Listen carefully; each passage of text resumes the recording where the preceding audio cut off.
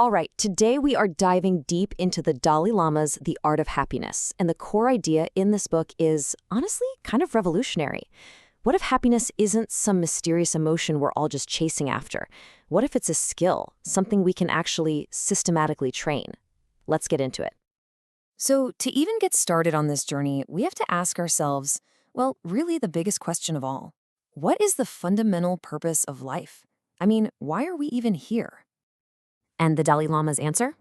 It's just so simple. It's happiness. Not money, not status, not power, just happiness. This one idea is the foundation for everything else. So, okay, if that's the goal, then the real question becomes, how in the world do we actually get there?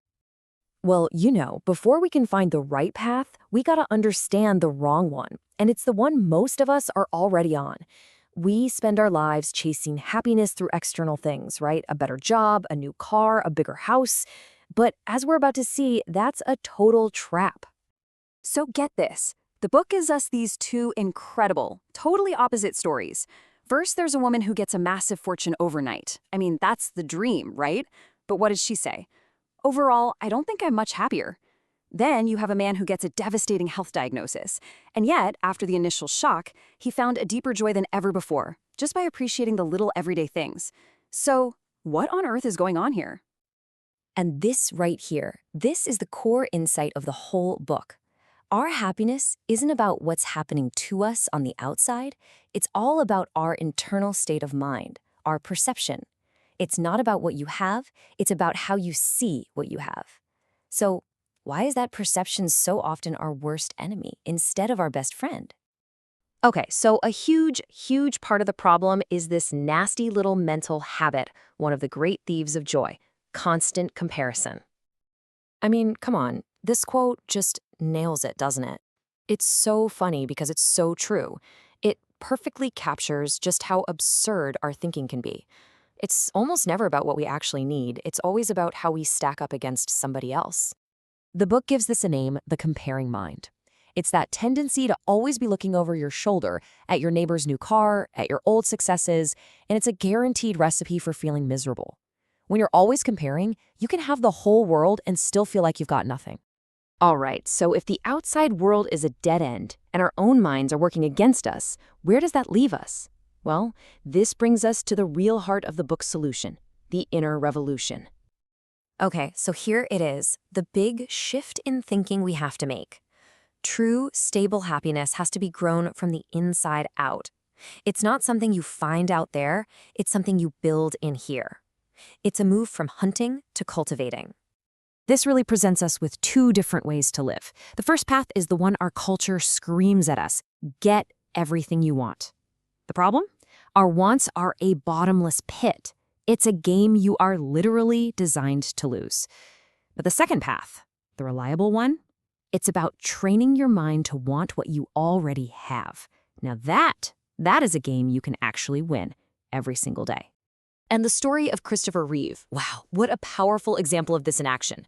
After his accident, he could have been completely lost in everything he'd lost, but he didn't. He made a choice, a conscious choice, to focus on his remaining assets: his mind, his voice. And in that shift, he found a whole new kind of purpose and contentment.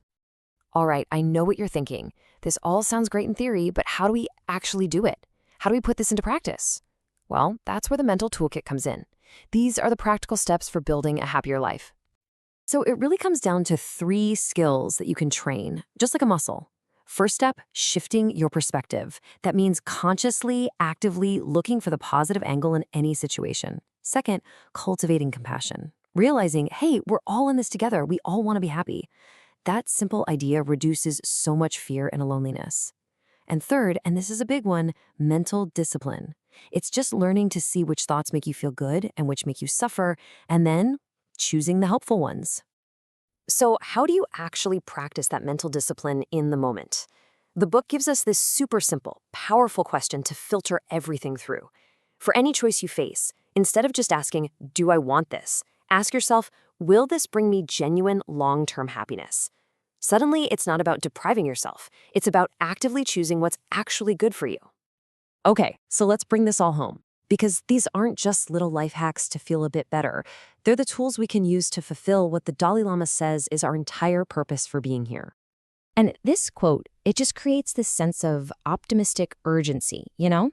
We have this incredible piece of equipment, our own mind, that can literally be trained for happiness.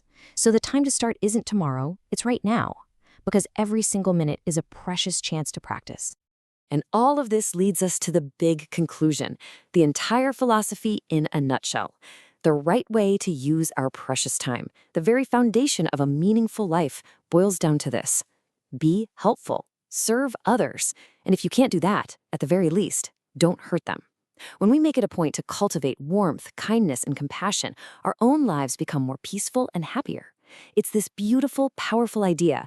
Your own happiness is completely wrapped up in how you treat other people. And so, that leaves us with a challenge. Not for tomorrow, not for next week, but for right now. Knowing that happiness isn't luck, but a skill you can learn, and knowing that every minute is precious, what are you going to do with your next one?